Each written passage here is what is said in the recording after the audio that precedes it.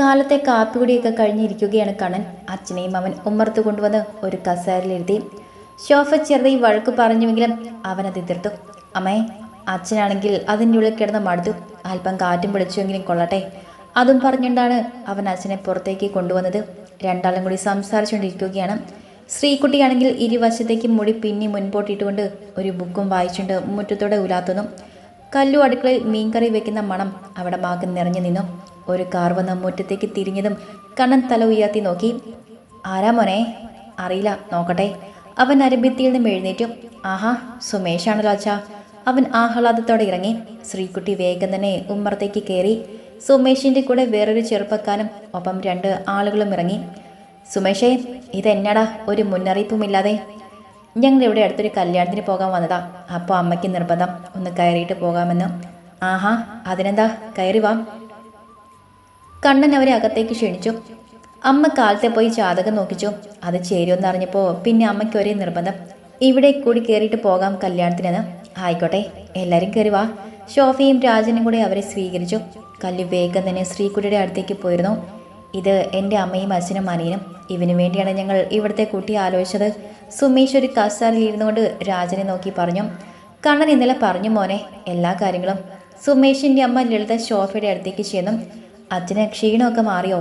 കുറവായി വരുന്നു. ഇന്നലെ ഞങ്ങൾ ഡോക്ടറെ കാണിക്കാൻ പോയിരുന്നു. അതെയല്ലേ, പിന്നെ പതിയല്ലേ മാറുള്ളൂ. വലിയ ഓപ്പറേഷൻ ആയിരുന്നല്ലോ.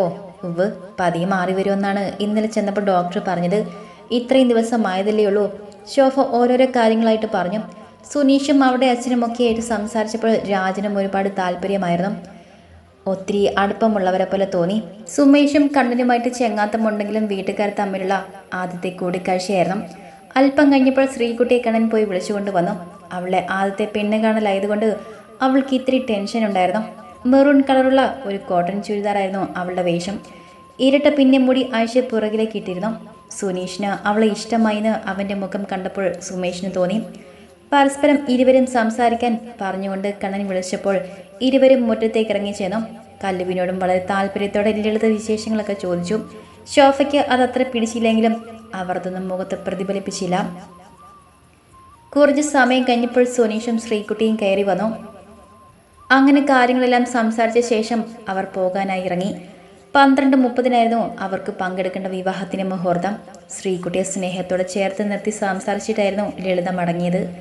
ശ്രീകുട്ടി, നിനക്കിഷ്ടമായോ ചെക്കനെ? ശോഭ ചോദിച്ചു. കുഴപ്പമൊന്നുമില്ലമ്മേ, നല്ല ആളുകളാണെന്ന് തോന്നും അല്ലേ? ശോഭയും അഭിപ്രായപ്പെട്ടു. അവൾ മൊളി. അവരും നമ്മളെപ്പോലെ സാധാരണക്കാരാണമ്മേ. പിന്നെ ആ സുനീഷ് പഠിച്ച് ഒരു ജോലിയൊക്കെ മേടിച്ചതുകൊണ്ട് അവർക്കിപ്പോൾ തരക്കേടില്ലാതെ കഴിഞ്ഞു പോകുന്നുണ്ട്. കണ്ണൻ അവിടെ അടുത്തേക്ക് വന്ന് പറഞ്ഞു. ഒരു ജോലിയാണ് പ്രധാനം. സർക്കാർ ജോലിക്കെന്നും അതിൻ്റെതായ അന്തസ്സുണ്ടടി മോളെ. സ്ഥിര വരുമാനം ഉണ്ടല്ലോ, ഒക്കെ നിന്റെ ഭാഗ്യമാണ്. ശോഭ വന്ന് മകളെ തഴുകി. എന്നാൽ അവിടെ ആ പറച്ചിൽ കണ്ണന് അത്രയും ഇഷ്ടമായില്ല.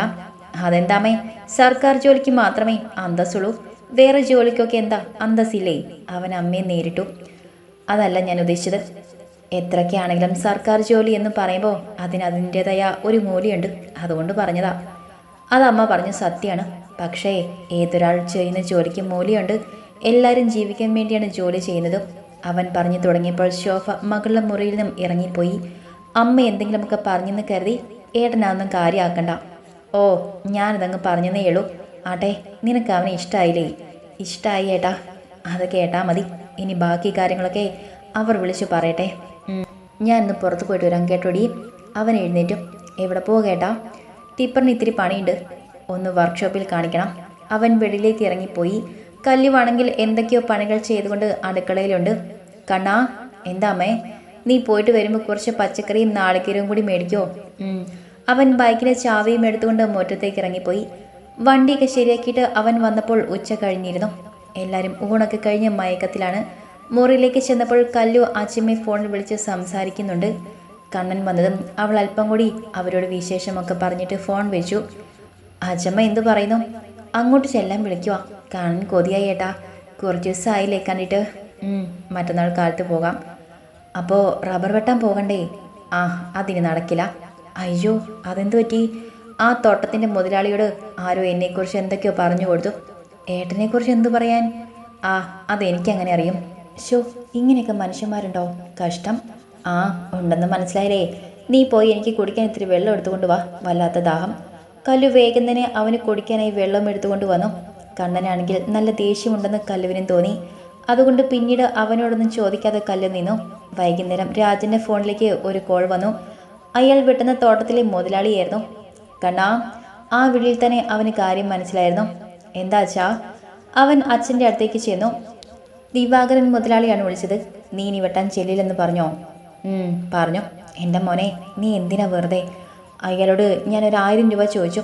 അതിന് അയാൾ എന്നെ ചീത്ത പറഞ്ഞു അച്ഛാ. ഞാനും ഒരെണ്ണം പറഞ്ഞിട്ട് പോന്നു. അയാളുടെ സ്വഭാവം അങ്ങനെയാണ് മോനെ. ചേർന്ന് പോകാൻ ഇത്തിരി വിഷമമാണ്. അതെനിക്ക് മനസ്സിലായി. ആട്ടെ, നിനക്ക് എന്തിനാടാ പൈസ?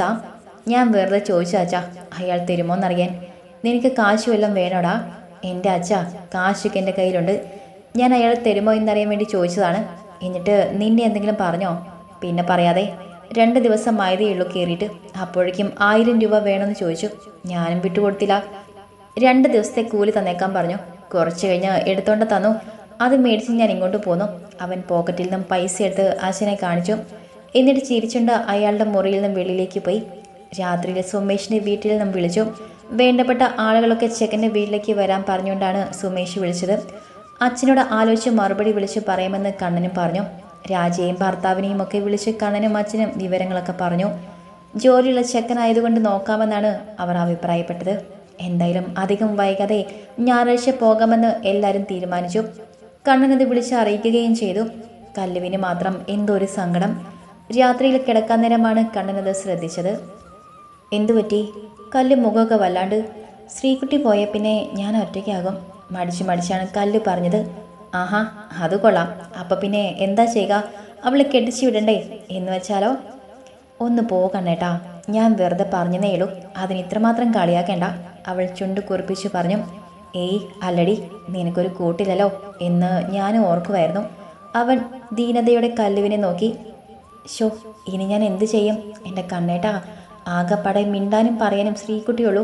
അവൾ പോയാൽ പിന്നെ എൻ്റെ കാര്യം ഗോവിന്ദ. കല്ലു താടിക്ക് കൈയും കൊടുത്ത് ബെഡിലിരുന്നു. കണ്ണനും അതേ രീതിയിൽ ഇരിക്കുകയാണ്. അല്പം കഴിഞ്ഞതും കണ്ണൻ അവളെ തോണ്ടി. ഐഡിയ കിട്ടി കല്ലു, നീ ഒന്നുകൊണ്ടും വിഷമിക്കണ്ട. നിന്റെ കണ്ണേട്ടൻ അങ്ങനെ വിഷമിക്കാൻ നിന്നെ അനുവദിക്കില്ല. അവൻ അല്പം ഉറക്കി അവളോട് പറഞ്ഞു. എന്തേട്ടാ? അവൾ കണ്ണനെ നോക്കി. നിനക്കൊരു കോട്ടല്ലേ വേണ്ടത്? ഞാൻ ഏറ്റു. അവനുള്ള കാതിൽ മെല്ലെ പറഞ്ഞു. കാര്യം പറയട്ടാ, നിനക്ക് കൂട്ടിന് ഞാൻ എന്താ തരുന്നെന്ന് പറയട്ടെ. ഒരു കുഞ്ഞുവാവ മതിയോ? അവനുള്ള കാതിലേക്ക് തൻ്റെ ചുണ്ട് ചേർത്ത് വെച്ചുകൊണ്ട് ചോദിച്ചു. കല്ലു അവനെ തള്ളി മാറ്റാൻ നോക്കിയതും അവനുള്ള ചുറ്റിപ്പിടിച്ചിരുന്നു. കണ്ണേട്ടാ, ഇത്തിരി കൂടുന്നുണ്ട് കേട്ടോ, വിടന്നെ.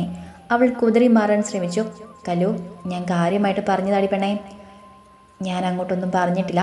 എൻ്റെ പൊന്നെ, എല്ലാം തിരിച്ചെടുത്തിരിക്കുന്നു. അതിനി പറ്റില്ല കല്ലു. ഞാൻ അതല്പം സീരിയസ് ആയിട്ട് എടുത്തു പോയി.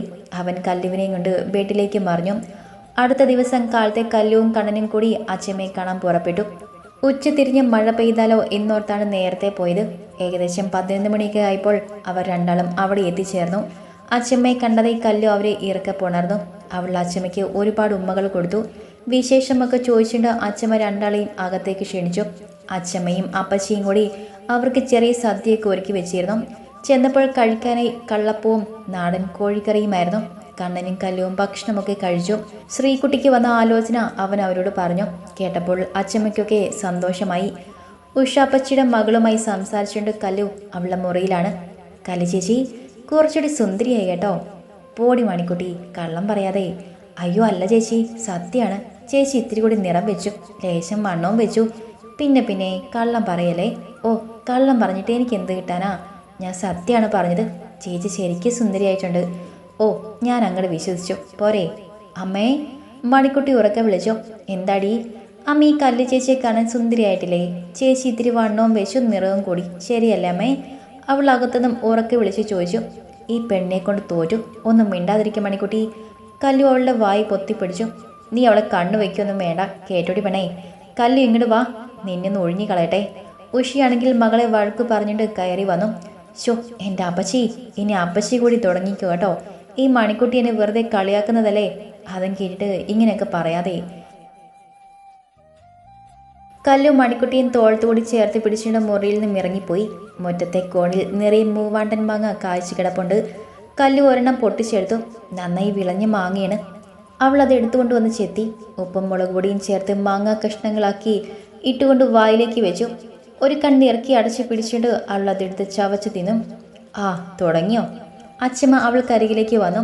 കേട്ടോ കണാ, ഈ മാങ്ങാക്കാലമായാൽ അവളെ പ്രധാനപ്പെട്ട പരിപാടിയാണ് ഇത് കേട്ടോ. ഒരൊറ്റ മാങ്ങാ പോലും കളയില്ല. അച്ഛമ്മ അവനെ നോക്കി പറഞ്ഞപ്പോൾ കല്ലു അവനെന്ന് ഇളിച്ചു കാണിച്ചു. നിനക്ക് ഇത്രക്കിഷ്ടാണോ ഈ പച്ചമാങ്ങ? അവൻ പതിയെ ചോദിച്ചപ്പോൾ കല്ലു അതിന്ന് തലയിളക്കി. എങ്കിൽ ഇനി നീ പച്ചമാങ്ങ കൂടുതൽ തിന്നാൻ റെഡിയായിക്കോ. ബാക്കി കാര്യം ഞാൻ ഏറ്റു. അവൻ ശബ്ദം താഴ്ത്തി പറഞ്ഞു. ഉഷാപ്പച്ചി അവിടെ അടുത്തേക്ക് വന്നതും കല്ലു അവനോടൊന്നും മറുപടി പറഞ്ഞില്ല. ദാ മോളെ, ഈ കവറിലേക്ക് ഇട്ടോ, എല്ലാം പോകുമ്പോൾ കൊണ്ടുപോകാം. ഞാൻ അടുക്കളയിലേക്ക് ചെല്ലട്ടെ മോളെ, നീ ഇതെല്ലാം എടുത്തോണേ. ശരി അപ്പച്ചി. അവൾ അതെല്ലാം പെറുക്കിയെടുത്തു. എങ്ങനെയാണപ്പോൾ അടുത്ത മാസം മുതൽ കൂടുതലായി കഴിച്ചു തുടങ്ങാം അല്ലേ? ദേ കണ്ണേട്ടാ, ഇത്തിരി കൂടുന്നുണ്ട് കേട്ടോ. വഷളത്തരം മാത്രമേ നാവിൽ നിന്ന് വീഴൂ അല്ലേ? വഷളത്തരവോ? അതെ. ഇങ്ങനെയൊക്കെ പറയുന്നത് പിന്നെ എന്താ, വേദവാക്യാണോ? അവൾ ചോദിച്ചു. ഞാനതിന് എന്നതാ എൻ്റെ കല്ലു പറഞ്ഞത്? അടുത്ത മാസം മുതൽ കൂടുതൽ മാങ്ങ കഴിക്കുമെന്ന് പറഞ്ഞത് ഏതർത്ഥത്തിലാണ്? നമ്മുടെ പടിഞ്ഞാറ് വേലിക്കടുത്ത് നിൽക്കുന്ന മൂവാണ്ടൻ മാവിൽ നിറയെ മാങ്ങ കിടപ്പിലെ, അത് അടുത്ത മാസമാകുമ്പോൾ വിളയും. നിനക്കിഷ്ടമാണെങ്കിൽ അത് ഒരുപാടുണ്ട് കഴിക്കാൻ. ഞാനതാ ഉദ്ദേശിച്ചത്. കണ്ണൻ പറഞ്ഞപ്പോൾ കല്ലു കീഴ്ച്ചുണ്ട് കടിച്ചു പിടിച്ചുകൊണ്ട് ഓടിക്കളഞ്ഞു. വെച്ചിട്ടുണ്ടടി കാന്താരി. പിന്നാലെ പോകുമ്പോൾ അവൻ മനസ്സിലൊരു വിട്ടു. ഊണൊക്കെ കഴിഞ്ഞ് ഉച്ചയ്ക്ക് ശേഷം രണ്ടാളും തിരികെ വീട്ടിലേക്ക് പോയി. ഇറങ്ങുമ്പോൾ അച്ചമ്മയ്ക്ക് കല്ലുവിനും വിഷമമായിരുന്നു. ഇടയ്ക്കൊക്കെ വരാമെന്നും പറഞ്ഞ് കണ്ണൻ അവളെയും കൂട്ടി അവിടെ നിന്നും പുറപ്പെട്ടു. 5 മണിയുടെ വീട്ടിലെത്തിയിരുന്നു. ശ്രീകുട്ടിയും ശോഭയും കൂടി ഉമ്മർത്തുണ്ടായിരുന്നു. കണ്ണനാണെങ്കിൽ ചായക്കടയിൽ നിന്നും പരിപ്പ് വടയും ഏത്തക്ക ബോളിയും മേടിച്ചിട്ടുണ്ടായിരുന്നു. കല്ലു അത് കൊണ്ടുപോയി ശ്രീകുട്ടിയുടെ കയ്യിൽ കൊടുത്തു. ഞായറാഴ്ച പോകുന്ന കാര്യം ചർച്ച ചെയ്യുകയായിരുന്നു ശോഭ. കണ്ണനും വന്ന ഡ്രസ്സ് പോലും മാറാതെ അരബത്തിയിലിരുന്നു. രാജന് വയ്യത്തത് കാണാൻ പോകുന്നില്ലെന്ന് അയാൾ പറഞ്ഞു. ശോഭയും കണ്ണനും കല്ലുവും രാജയും ഭർത്താവും പിന്നെ ഒരമ്മാവനും മൂത്ത അപ്പച്ചിയുമാണ് പോകാൻ തീരുമാനിച്ചത്. കല്ലു പോകുന്നില്ലെന്ന് പറഞ്ഞുവെങ്കിലും ശ്രീകുട്ടി സമ്മതിച്ചില്ല. മുതിർന്ന ആളുകളല്ലേ ശ്രീകുട്ടി ആദ്യം പോകേണ്ടത് എന്നവൾ പറഞ്ഞു നോക്കി. പക്ഷെ കല്ലുവും എല്ലാവരോടും ഒപ്പം പോകണമെന്ന ഒരേ വാശിയിലായിരുന്നു ശ്രീകുട്ടി. അപ്പോഴാണ് രാജി വിളിച്ചത്. അവളെ അമ്മായിയമ്മയെ കൂട്ടിക്കൊണ്ടു പോകണം, ഇല്ലെങ്കിൽ പിന്നെ അത് മതി, അവർക്ക് മുറുമുറുപ്പ് തുടങ്ങുമെന്ന് പറഞ്ഞു. ഒടുവിൽ അവരെ കൂടെ കൊണ്ടുപോകാമെന്ന് കണ്ണൻ മറുപടി കൊടുത്തു. കണ്ണേട്ടാ, ഞാൻ പറഞ്ഞോ, നിങ്ങളെല്ലാവരും കൂടെ പോയാൽ പോരെ? വേഷം മാറാനായി കണ്ണൻ മുറിയിലേക്ക് വന്നപ്പോൾ കല്ലു അവനോട് ചോദിച്ചു. എന്തായാലും അവൾ പറഞ്ഞതല്ലേ, നീ കൂടെ വാ. ശോ, അത് വേണം ഏട്ടാ. നിനക്കെന്താ കല്ലു വന്നാൽ എന്തെങ്കിലും പ്രശ്നമുണ്ടോ? അതുകൊണ്ടല്ലേട്ടാ. പിന്നെ അമ്മയ്ക്ക് ഇഷ്ടമായില്ലെങ്കിലോ എന്നോർത്താണ്. ആ, അതെന്തിനാ നീ ആവശ്യമില്ലാത്ത കാര്യങ്ങളൊക്കെ ചിന്തിച്ചു കൂട്ടുന്നത്? നിന്നോട് ഈ കണ്ണേട്ടൻ പറഞ്ഞത് അങ്ങ് കേട്ടാൽ മാത്രം മതി. അവനുള്ള കവിൾ തോണ്ടിക്കൊണ്ട് പറഞ്ഞു. കല്ല് വീണ്ടും ആലോചനയോടെ നിന്നു. കണ്ണൻ ഈ കുറി അവളെ തലയിൽ അമർത്തി ചുംബിച്ചു. അവൻ്റെ കയ്യിൽ കിടന്ന കുതിരയെ കല്ലുവിനെ ഒന്നോട് തന്നിലേക്ക് ബലമായി അടുപ്പിച്ചു. പച്ചമാങ്ങ വേണ്ടേ? അവൻ മെല്ലെ അവളോട് മന്ത്രിച്ചു. കല്ലു അവനെ തുറച്ചു നോക്കി.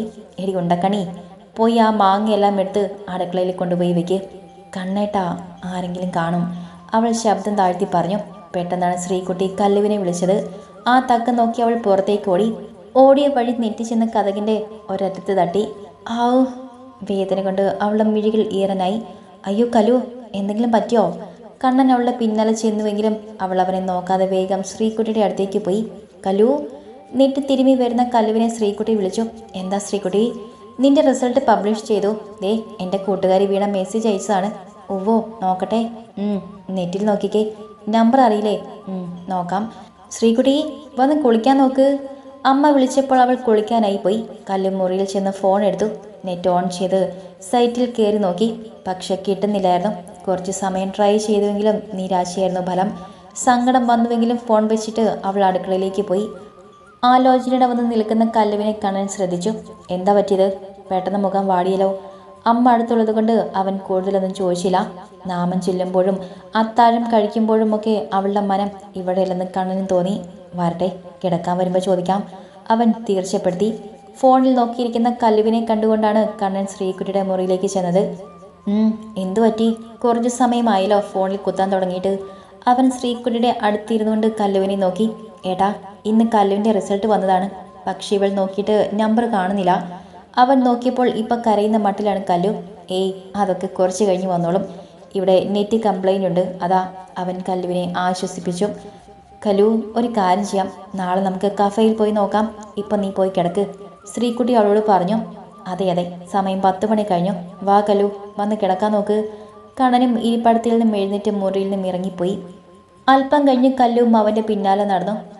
നാളെ നമുക്ക് ടൗണിൽ പോയി നോക്കാം. നീ വാ, വന്ന് കിടക്ക്. കണ്ണേട്ടാ, എനിക്ക് ആകെ പേടി തോന്നുന്നു. ഇനി ഞാൻ പാസ്സായില്ലേ? അത് പറയുമ്പോൾ അവൾ കരഞ്ഞു പോയിരുന്നു. അവനും അവൾ കരയുന്നത് കണ്ടപ്പോൾ സങ്കടമായി. ദേ പെണ്ണെ, മര്യാദയ്ക്ക് വന്ന് കിടക്ക്. നാളെ നേരം വെളുത്തിട്ട് നമുക്ക് നോക്കാം. അവൻ കട്ടിലേക്ക് കയറി കിടന്നു. കല്ലു പെട്ടെന്ന് തന്നെ ഫോൺ എടുത്ത് അവളുടെ കൂട്ടുകാരി മരിയയെ വിളിച്ചു. അവളുടെ നമ്പറൊക്കെ പറഞ്ഞു കൊടുത്തു. ഞാൻ ലാപ്പിൽ നോക്കിയിട്ട് വിളിക്കാടി. സോനയും പറഞ്ഞു അവൾക്ക് കിട്ടുന്നില്ല റിസൾട്ടെന്ന്. അതും പറഞ്ഞിട്ട് മരിയ ഫോൺ കട്ട് ചെയ്തു. കല്ലു അവിടെ കിടന്ന കസേരയിൽ ആലോചനയോടെ ഇരിക്കുകയാണ്. വല്ലാത്തൊരു മാനസിക സംഘർഷമായിരുന്നു അവൾക്കപ്പോൾ. കണ്ണനും പ്രാർത്ഥിച്ചു അവൾ പാസ്സാകണേ എന്ന്. അല്പം കഴിഞ്ഞ് മരിയ അവളെ വിളിച്ചു. മിടിക്കുന്ന ഹൃദയത്തോടെ കല്ലു ഫോൺ എടുത്ത് കാതോട് ചേർത്തു. ഹലോ കല്ലു, നിനക്ക് ഹൈ ഡിസ്റ്റിങ്ഷൻ ഉണ്ടടി. കൺഗ്രാറ്റുലേഷൻസ്. നിന്റെ റിസൾട്ട് ഞാൻ വാട്സാപ്പിൽ അയച്ചിട്ടുണ്ട് കേട്ടോ. മരിയ പറഞ്ഞ വാചകങ്ങൾ കേട്ട് കല്ലുവിൻ്റെ കണ്ണുകൾ നിറഞ്ഞൊഴുകി. കണ്ണേട്ടാ.